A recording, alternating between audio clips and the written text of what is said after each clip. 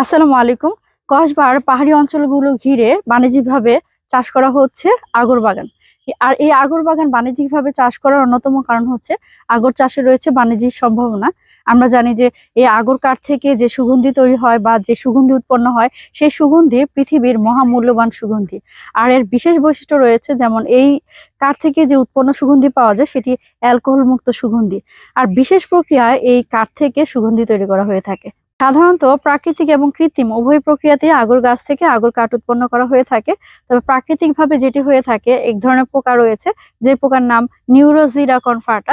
এই পোকার আক্রমণ হয়ে থাকে গাছে প্রাকৃতিকভাবে, এবং এই পোকা গাছের ভিতরে ঢুকে সুড়ঙ্গ তৈরি করতে থাকে এবং এই সুড়ঙ্গের চতুর্দিকে ছত্রাকের আক্রমণ হয়ে থাকে।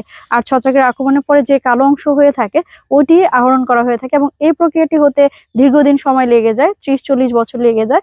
তবে প্রাকৃতিকভাবে উৎপন্ন যে আগর সেটি অনেক মহামূল্যবান হয়ে থাকে এবং এর গুণগত মানও কৃত্রিমভাবে চেয়ে ভালো হয়ে থাকে।